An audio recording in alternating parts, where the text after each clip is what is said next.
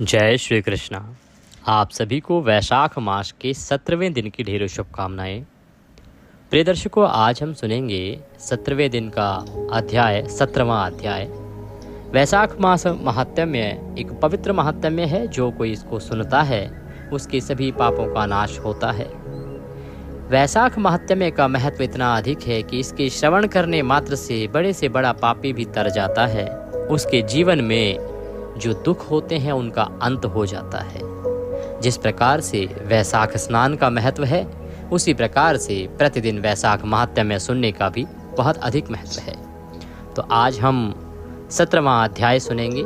इसके साथ ही आपको वैशाख मास में प्रतिदिन सुनी जाने वाली बंदरिया की कथा भी अवश्य सुननी चाहिए कि किस प्रकार से एक बांदरी ने वैशाख नहाया और उसके परिणाम स्वरूप वह बांदरी होते हुए रानी बनी और एक सुंदर राजकुमार की माता बनी। वैशाख मास में स्नान, महात्म्य, दान सबका बहुत अधिक महत्व है। आइए आज का अध्याय आरंभ करते हैं। आपसे निवेदन है कि भगवान की कथा का यह अध्याय है। इस वीडियो को कृपया एक बार लाइक अवश्य कर दीजिएगा। साथ ही अपने वैशाख स्नान को सफल बनाने के लिए, भगवत कृपा प्राप्त करने के लिए कमेंट बॉक्स में अवश्य लिखिएगा ओम नारायणाय नमः। ये वैशाख का मूल मंत्र है। वैशाख में आप इसे जितना लिखेंगे, जितना बोलेंगे, जितना जपेंगे, आपका उतना अधिक कल्याण होगा। तो अवश्य लिखिए ओम नारायणाय नमः। पुनः आपको याद दिला दें कि आज आपको यमराज को 1 लोटा जल अवश्य अर्पित करना है, तभी आपको वैशाख स्नान का फल प्राप्त होगा। क्यों? क्योंकि भगवान श्री हरि विष्णु ने ये वचन दिया था यमराज कि यदि कोई आपको 1 लोटा जल अर्पित नहीं करेगा तो उसे उस दिन का वैशाख स्नान, धर्म, पुण्य आदि का कोई भी फल प्राप्त नहीं होगा। इसीलिए आपको यमराज को आज 1 लोटा जल अवश्य अर्पित करना चाहिए। इससे संबंधित विस्तृत जानकारी हम आपको पहले वीडियो के माध्यम से दे चुके हैं। आशा करते हैं आपने उसे देखा होगा। आप देख रहे हैं देवभूमि ज्योतिष संस्थान का प्रतिष्ठित यूट्यूब चैनल देवभूमि धार्मिक। हम यहाँ पर इधर उधर की बातें नहीं करते। जो पुराण बताते हैं, शास्त्र बताते हैं, पंचांग बताते हैं, वही जानकारी आपको प्रदान करते हैं। पुराणों में किसी भी माह, व्रत आदि का जो महात्म्य और कथाएं लिखी होती हैं वही हम आपको सुनाते हैं। साथ ही कौन सा व्रत त्योहार कब करना है, कैसे करना है, क्या शुभ मुहूर्त रहेगा, इसकी जो गणना पंचांग में दी गई है उसकी गणना करके शास्त्र अनुसार हम सही जानकारी आपको प्रदान करते हैं। आइए आरंभ करते हैं आज का 17वां अध्याय, जिसमें वर्णन आएगा दंतिला और कोहाला की कहानी का। ये बहुत ही सुंदर वृतांत है। अगर पिछले साल आपने महात्म्य में सुना होगा तो आपको ज्ञात भी होगा। इस सुंदर वृतांत को अवश्य सुनना चाहिए, क्योंकि इससे बहुत ही बड़ी सीख आपके जीवन में प्राप्त होगी। तो महाराज श्रुतकीर्ति ने कहा, हे देव, मैं वैशाख के उन सभी पवित्र अनुष्ठानों के बारे में सुनकर पूरी तरह संतुष्ट नहीं हूँ जो इस लोक और परलोक दोनों में लाभ पहुंचाते हैं। जिस पवित्र ग्रंथ में धर्म के विषय में सत्य उपदेश तथा भगवान विष्णु की उत्तम एवं मंगलमय कथाएं हैं, उसे सुनने से तृप्ति नहीं होती। सौभाग्यवश मेरे पूर्व जन्मों के पुण्य फलित हो गए हैं, क्योंकि तुम अतिथि वेश में मेरे धाम में आए हो। आपके कमल सदृश मुख से निकले हुए अत्यंत अद्भुत अमृतमय वचनों को सुनकर मैं पूर्णतया संतुष्ट हो गया हूँ। मैं ब्रह्मा का पद या मोक्ष भी नहीं चाहता, अतः उन पवित्र अनुष्ठानों को पूर्ण विस्तार से कहो जो सांसारिक सुख और मोक्ष प्रदान करने वाले हैं, जो अनुष्ठान अत्यंत उत्तम हैं और जिनसे भगवान विष्णु प्रसन्न होते हैं। राजा के द्वारा पहले ऐसा कहे जाने पर महायशस्वी श्रुतदेव जी मन में प्रसन्न हुए और पुनः शुभ पवित्र अनुष्ठान कहने लगे। श्रुतदेव जी कहने लगे, हे राजन, मैं तुम्हें पापों का नाश करने वाली कथा सुनाता हूँ। इसमें वैशाख मास के व्रत का विधान है, जिसकी चर्चा मुनियों ने बार बार की है। पाणपा के तट पर शंख नाम का एक बहुत ही प्रतिष्ठित ब्राह्मण रहता था। जब बृहस्पति सिंह राशि में आया तो वह पवित्र गोदावरी नदी के पास आया। पवित्र भीमरथी को पार करके वह कंटकचल वन में पहुंचा। यह स्थान लोगों और पानी से रहित था। वैशाख के भयंकर महीने में वह गर्मी से व्याकुल हो गया। दोपहर के समय वह ब्राह्मण एक वृक्ष के नीचे बैठ गया। तभी एक दुष्ट शिकारी हाथ में धनुष लेकर वहां आया। वह सभी जीवों के प्रति दया से रहित था। वह एक और काल विनाश के समान था। पवित्र अनुष्ठानों में दीक्षित ब्राह्मण ने अपने कानों में कुंडल पहने हुए थे। वह सूर्य की तरह चमक रहा था। ब्राह्मण को देखते ही उग्र स्वभाव वाले शिकारी ने उसे पकड़ लिया और उसके कुंडल छीन लिए। उसने उसके पादुका, छाता, माला, जल पात्र छीन लिए। इसके बाद उसने ब्राह्मण को यह कहते हुए छोड़ दिया, चले जाओ। ऐसा था भ्रमित बुद्धि वाला वह शिकारी। वह कंकरों से भरे, धूप से झुलसे, ऊबड़ खाबड़ और जल से रहित रास्ते पर चलता रहा।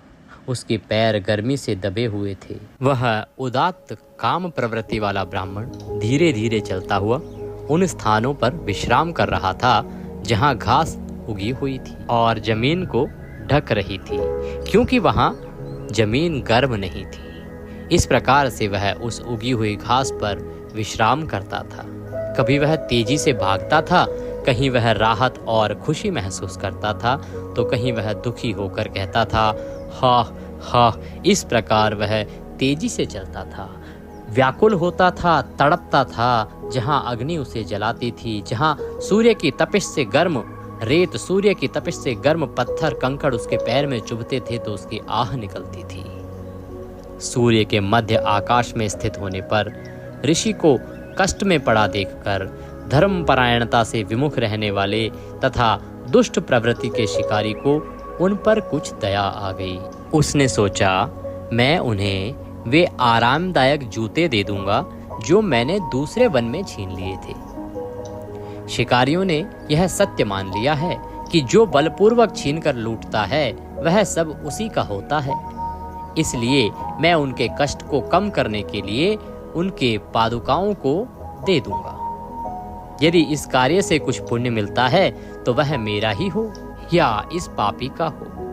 ये मेरे पैरों में पहने हुए 2 घिसे हुए पादुकाएं हैं, इनसे मेरा कोई लेना देना नहीं है, इसलिए मैं इन्हें दे दूंगा। उसने मन ही मन ऐसा निश्चय किया और तुरंत उनके पास जाकर उन्हें उस श्रेष्ठ ब्राह्मण को दे दिया, जिसके पैर गर्म कंकड़ों से जल गए थे और जो बहुत दुखी था। तो इस प्रकार से शिकारी ने पहले छीना और जिस कारण से जो ब्राह्मण थे वो बिना तन पे कपड़ों के, बिना कानों में कुंडल के, बिना पैरों में पादुकाओं पे, कंकड़ पत्थरों पर रेतीले, गर्म रेतीले जमीन पर चलता हुआ तड़प रहा था। तो उस घनघोर भयंकर शिकारी को, दुष्ट शिकारी को इतनी सी दया आ गई और उसने अपने पुराने घिसे पीटे जूते उस ब्राह्मण को दे दिए। उन पादुकाओं को ग्रहण करके ब्राह्मण को बहुत आनंद प्राप्त हुआ। उसने शिकारी से कहा, तुम प्रसन्न हो जाओ, और उसे आशीर्वाद दिया। वास्तव में यह शिकारी ऐसा व्यक्ति है जिसका पुण्य परिपक्व हो गया है, क्योंकि इसने वैशाख मास में यह दान किया है। भगवान विष्णु दुष्ट स्वभाव वाले शिकारी से भी प्रसन्न हो जाते हैं। अब मुझे जो आनंद मिल रहा है वह ऐसा है जैसे मुझे सब कुछ मिल गया हो। यह वचन सुनकर शिकारी को आश्चर्य हुआ। उसने विद्वान धर्मपरायण ब्रह्मवेत्ता ब्राह्मण से पुनः कहा, जो तुम्हारा है वह तुम्हें दे दिया गया है, वह मेरे लिए कैसे पुण्यदायी हो सकता है? तुम वैशाख की स्तुति करते हो और कहते हो हरि प्रसन्न होते हैं। हे ब्राह्मण, मुझे बताओ यह वैशाख क्या है? हरि कौन है? धर्म का क्या अर्थ है? हे दया के भंडार, जो सुनने की इच्छा रखता है उसे क्या लाभ है? शिकारी के ये वचन सुनकर ब्राह्मण मन में अति प्रसन्न हो गया। मन ही मन आश्चर्यचकित होकर उन्होंने पुनः वैशाख की प्रशंसा की। अब इस दुष्ट शिकारी ने मुझे जूते दे दिए हैं और अपनी सामान्य दुष्टता के विपरीत काम किया है। यह आश्चर्य की बात है। सभी पवित्र संस्कार अगले जन्मों में अपना फल देते हैं, लेकिन वैशाख के पवित्र संस्कार मनुष्यों को तुरंत क्षण भर में लाभ देते हैं। शिकारी मन से दुष्ट और आचरण से दुष्ट है। सौभाग्य से चप्पलों का दान करके उसने स्वभाव की शुद्धता प्राप्त कर ली है। जो अनुष्ठान भगवान विष्णु को प्रिय हैं, जो अनुष्ठान अशुद्धियों से रहित है, जो अनुष्ठान संतुष्टि देता है, वही मनु तथा अन्य धर्मज्ञों के अनुसार धर्म है।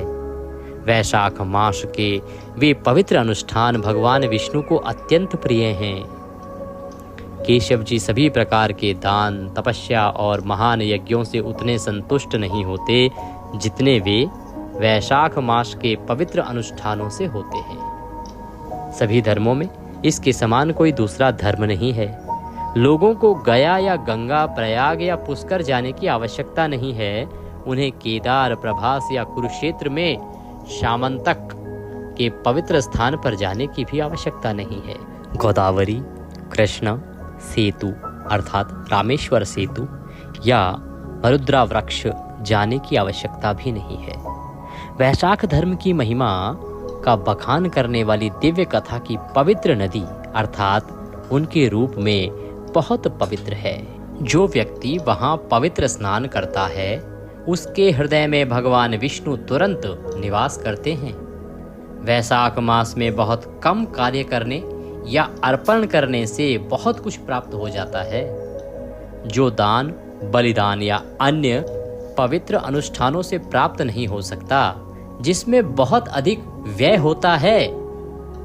हे शिकारी, यह माधव वैशाख मास पुण्य की वृद्धि करने वाला है। इस मास में सूर्य की गर्मी से होने वाले कष्टों को नष्ट करने वाले ये पादुकाएं तुमने मुझे प्रदान किए हैं। इस प्रकार तुम्हारा प्राचीन काल का पुण्य परिपक्व हो गया है। हे शिकारी, प्रसन्न भगवान सामान्यतः कल्याण ही करेंगे, अन्यथा तुम में इस प्रकार की उत्कृष्ट प्रवृत्ति कैसे हो सकती है। तो ब्राह्मण जो हैं शिकारी को महत्व समझा रहे हैं वैशाख मास का, और वो ये भी समझा रहे हैं कि वैशाख मास में जो आप कर्म करेंगे, जो धर्म करेंगे, उसका फल आपको तुरंत ही प्राप्त हो जाएगा, जैसे कि शिकारी को प्राप्त हुआ। शिकारी कितना कटु हृदय था, कितना कठोर था, परंतु जैसे ही उसने एक पुण्य कर्म किया कि ब्राह्मण को पादुकाएं दी, जिससे कि ब्राह्मण को आराम मिला, सुकून मिला। उस तपती और पैरों को झुलसाती रेत और कंकड़ों पर चलने से जो पैर उसके जल गए थे, उनको आराम मिला। और इसके पुण्य से शिकारी की प्रवृत्ति तुरंत ही बदल गई, क्योंकि ये जो पुण्य था इसका प्रभाव तुरंत दिखाई दिया। इसीलिए वैशाख में जो कर्म आप करेंगे, अगर अच्छा कर्म करेंगे तो फल तुरंत मिलेगा, और पाप कर्म करेंगे तो उसका भी दंड तुरंत मिलेगा। जब ऋषि ऐसा कह रहे थे, तब मृत्यु देवता द्वारा प्रेरित एक शक्तिशाली सिंह एक बाघ को मारने के लिए उस पर झपटा, किंतु भाग्य द्वारा लाए गए एक हाथी को देखकर वह उसे मारने के लिए प्रयत्नशील हो गया। सिंह ने उस पर पंजे से हमला किया और लड़ने के लिए तैयार खड़ा हो गया। हे राजन, वन में सिंह और हाथी में युद्ध हुआ। थक जाने पर वे लड़ना छोड़कर एक दूसरे को घूरने लगे। सौभाग्यवश उन्होंने वह बात सुन ली जो महापुरुष ने शिकारी से कही थी। जो ब्राह्मण ने शिकारी को कही थी वह बात उन दोनों ने सुन ली। वह सब पापों का नाश करने वाली थी। इस महात्म्य की कथा सुनकर उनका हृदय शुद्ध हो गया। वे पापों से मुक्त हो गए। शरीर त्याग कर वे तत्काल स्वर्ग को चले गए। उन्होंने दिव्य रूप धारण कर लिए थे। उन पर दिव्य लेप लगा हुआ था। वे दिव्य हवाई रथ में बैठे थे। दिव्य युवतियां उनकी सेवा कर रही थी। अचानक वे शिकारी के सामने हाथ जोड़कर और सिर झुकाकर खड़ी हो गई। पवित्र अनुष्ठानों के व्याख्याता महान ऋषि उन्हें देखकर आश्चर्यचकित हो गए। वे निश्चल खड़े रहे और बोले, तुम कौन हो? ऐसा कैसे हुआ कि तुम निम्न पशु जाति में पैदा हुए? ऐसा कैसे हुआ कि तुम दोनों एक साथ मर गए? बिना किसी स्पष्ट कारण के तुम एक दूसरे को मारने की कोशिश में लगे हुए थे। हे पापहीनों, इस सब बातों का विस्तार से वर्णन करो। ऋषि के इस प्रकार पूछने पर उन्होंने इस प्रकार उत्तर दिया, हम ऋषि मतंग के पुत्र हैं। जिन्हें दंतिल और कोहल कहा जाता है। यह एक श्राप के कारण था कि दंतिल और कोहल का पुनर्जन्म सिंह और हाथी के रूप में हुआ था। कौन थे ये? ऋषि मतंग, बहुत ही बड़े ऋषि हुए हैं, श्रेष्ठ ऋषि हुए मतंग, उनके पुत्र थे। एक समय इन्होंने कुछ कर दिया था जिस कारण से कि इनको श्राप लगा था और ये सिंह व हाथी बन गए थे। हम सुंदर प्रकृति वाले तथा यौवन की अवस्था में थे। हम सभी विद्याओं में पारंगत थे। हमारे पिता मतंग नामक ब्राह्मण ऋषि धर्म के विशेषज्ञ तथा सभी पवित्र कर्मों में श्रेष्ठ थे। उन्होंने हमसे कहा था, हे मेरे पुत्रों, मधुसूदन को प्रिय वैशाख मास में मार्ग में निशुल्क जल के कुंड बनवाओ। लोगों को थोड़ी देर पंखा झलना, मार्ग में छाया बनाना, प्रचुर भोजन तथा शीतल जल देना, प्रातः काल स्नान करना तथा भगवान का पूजन करना, नियमित रूप से भगवान की कथा सुनना, जिससे संसार का बंधन समाप्त हो जाएगा। इस प्रकार हमें इस प्रकार की अनेक प्रकार की सलाहें दी गई, फिर भी हम दुष्ट थे। मैं दंतिल क्रोधित हो गया। कोहाला नामक यह व्यक्ति मुझसे भी अधिक क्रोधित हो गया और अभिमानी हो गया। हमारे पिता जो अत्यंत धर्मनिष्ठ थे वो क्रोधित हो गए और उन्होंने हमें श्राप दे दिया। उन्होंने यह कहा कि जो पुत्र धर्म से विमुख हो, जो पत्नी अप्रिय बोलती हो तथा जो राजा वैदिक विद्या और ब्राह्मणों से विमुख हो, इन दोनों को तुरंत त्याग देना चाहिए, अन्यथा वह गिर जाएगा। जो लोग शीलहीनता या धन लोलुपता के कारण इनका संग करते हैं वे नरक में जाते हैं और वहां 14 इंद्रों अर्थात 1 मनवंतर तक रहते हैं। इसीलिए उन्होंने हम अभिमान और क्रोध से अभिभूत लोगों को श्राप दे दिया। उन्होंने कहा, यह दंतिल जो क्रोधित हो गया है और क्रोध में बह गया है, शेर के रूप में जन्म लेगा और अभिमानी कोहिला रंजित अवस्था में एक बड़ा हाथी होगा।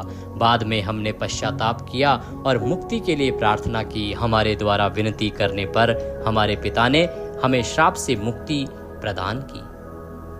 उन्होंने कहा कि तुम लोग निम्न योनियों में जन्म लोगे, कुछ समय बीतने पर तुम लोग आपस में मिलोगे और एक दूसरे को मारना चाहोगे। उसी समय एक शिकारी और ब्राह्मण का वार्तालाप तुम्हारे कानों में पड़ेगा। क्षण भर में ही तुम मुक्त हो जाओगे।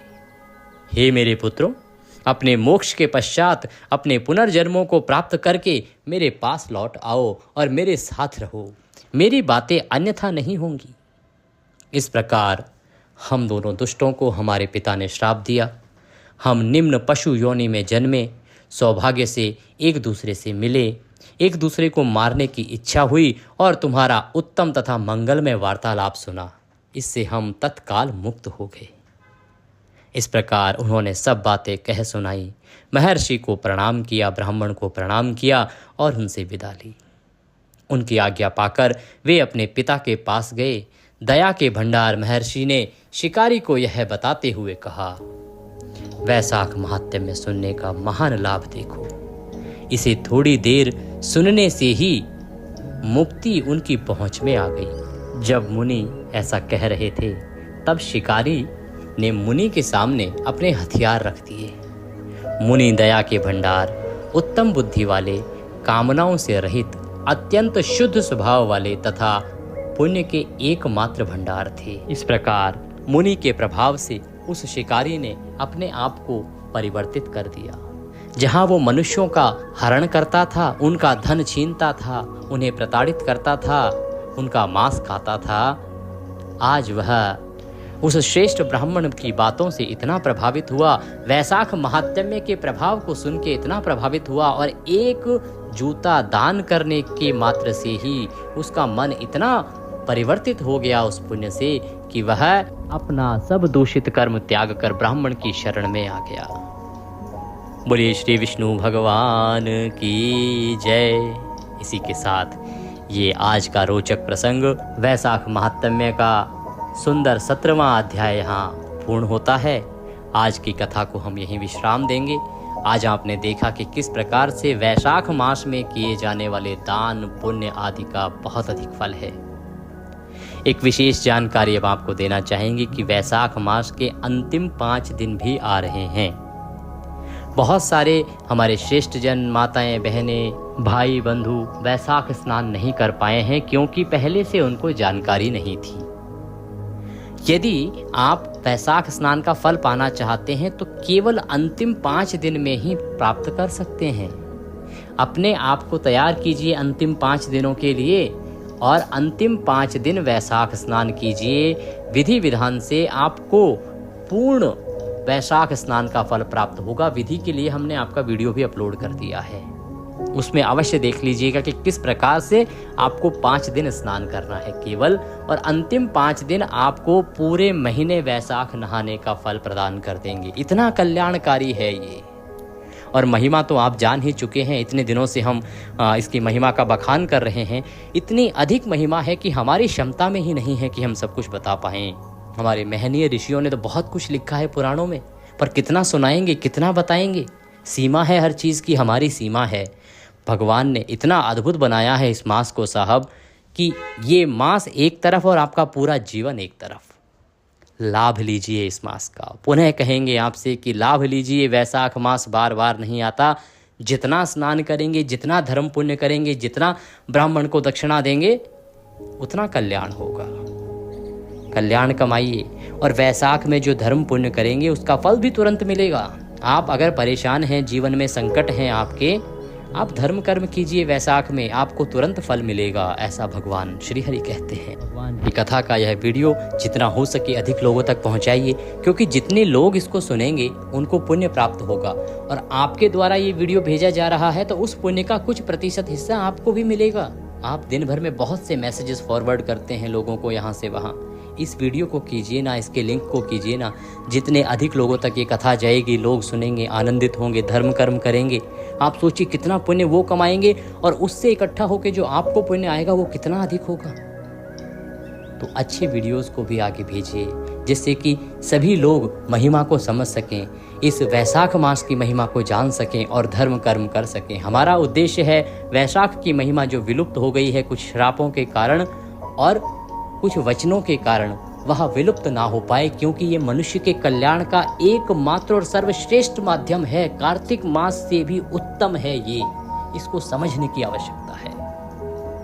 वीडियो थोड़ा भी अच्छा लगे तो कृपया एक बार लाइक अवश्य कर दीजिएगा। कमेंट बॉक्स में अवश्य लिखिएगा ओम नारायणाय नमः। अब सुनेंगे बांदरी की कथा।